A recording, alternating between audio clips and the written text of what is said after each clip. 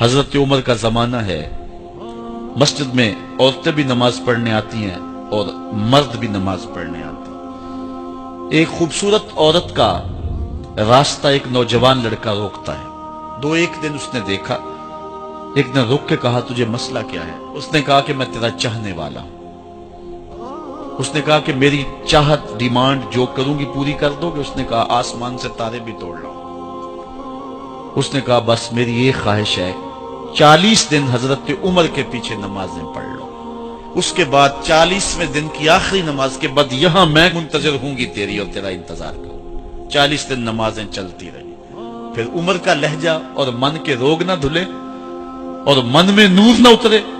40ویں دن کی آخری نماز کے بعد وہ گردن جھکا کے جا رہا تھا، لڑکی اسبِ وعدہ کھڑی تھی۔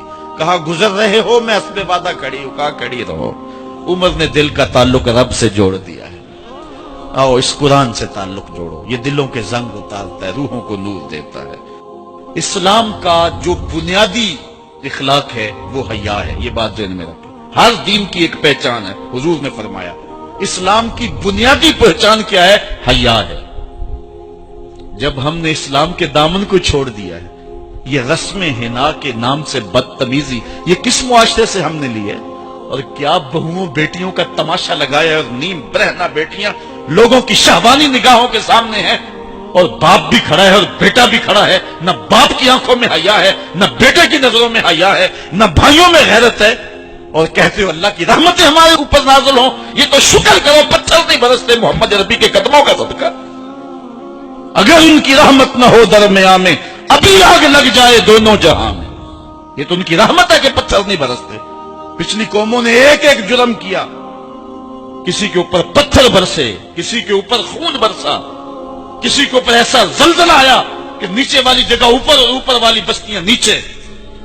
لیکن اس امت پر ایسا نہیں ہوگا، اور اللہ نے فرمایا ما کان اللہ لیعذبہم وانت فیہم، محبوب تیری وجہ سے میں عذاب نہیں اتارا ورنہ پیس کے رکھ۔ سر سے لے کر پاؤں تک ہم اسلام میں آ جائیں، چھوڑیں آدھا تیتر آدھا بٹیر، جہاں جی چاہا اسلام کے دامن میں آگے اور جہاں جی چاہا ادھر چلے گئے۔ مسجد میں بھی چندہ دیا اور ہوٹل میں بھی شراب پی، رب بھی خوش رہے شیطان بھی راضی رہے، ایسا نہیں ہوگا۔ رب کہتے نہیں کہ میرے ہو تو پھر میرے ہی ہو۔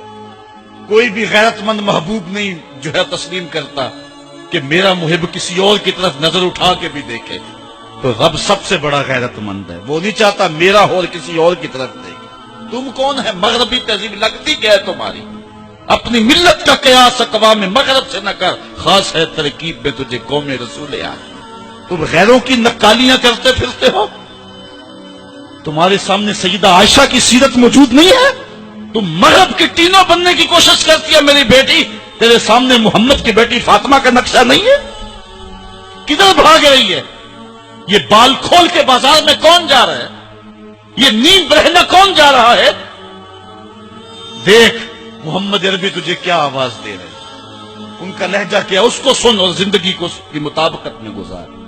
اصل ہمارے دل زنگ آلود ہو گئے، اس دنیا کے اس ماحول نے ہمیں اس طرح کر دیا ہے کہ آج ہمیں سمجھ نہیں آ رہی کہ ہم کدھر جائیں۔ اور ایک اور حدیث میں حضور نے دلوں کا اور من کا میل اتارنے کے 2 نسخے بیان کیے، ایک کثرت کے ساتھ موت کو یاد کرنا، کثرت کے ساتھ موت کا تذکرہ، اور دوسرا کثرت کے ساتھ جو ہے وہ تلاوت کلام مجید۔ اصل 10-15 سالوں سے ہمارے ساتھ جو کچھ ہوا ہے، آج اگر کوئی تذکرہ موت کرے، کوئی آخرت کی یاد دلائے، کوئی عمل کی بات کرے، وہ کہتے ہیں یہ تو ویسے خوش کیسے کیا پتا، قبر کا مذاق اڑا رہا ہے۔ اللہ اکبر، قبر دا خوف دے دے کے لوکی مینوں ڈرا دے۔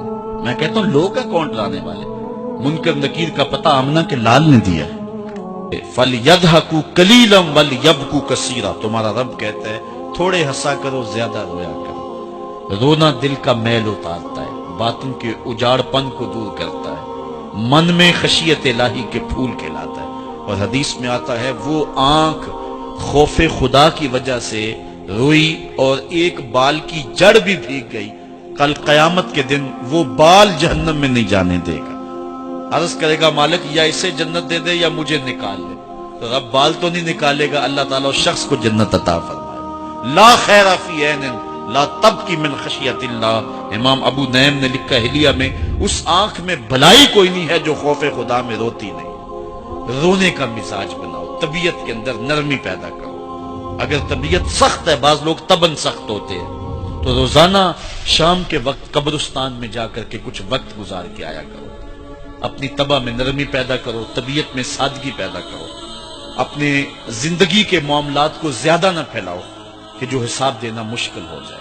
مجھے اپنے والد گرامی کی ایک بات یاد آئی. آپ فرمایا کرتے تھے جس شخص سے پیار ہو جائے نا، اس کی آخرت کے لیے سوچا کرو کہ اس کی آخرت ٹھیک ہو جائے.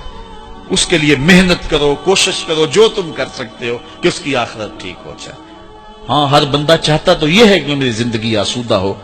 آسودہ ضرور بناؤ زندگی کو، لیکن خیال رکھو کہ اس دنیا کی زندگی کی آسودگی سے آخرت کی آسودگی جو ہے وہ زیادہ عزیز ہے. یہ 4 دن کی زندگی ختم ہو جانی، تھوڑی ہے، بالکل سانسوں کی گنتی ہے اور ختم ہو جانے والی ہے، اور وہ زندگی نہ ختم ہونے والی. اس لیے خندق کھودتے صحابہ پر جب حضور کو پیار آیا تو دعا کیا دی، اے اللہ میرے انصار کو بھی بخش دے، میرے مہاجروں کو بھی بخش دے. چونکہ زندگی تو آخرت کی زندگی ہے، ان کی آخرت کی زندگی کے لیے خاص طور پہ دعا مانگی. اس لیے اپنی آخرت کی زندگی کے بارے ترجیحاً ہم سوچیں اور اپنی زندگی کو بہتری کی طرف لے جائیں. 5 گانہ نماز شعار زندگی بنا لے. زندگی جاتی ہے تو جائے، لیکن نماز نہ جانے پائے.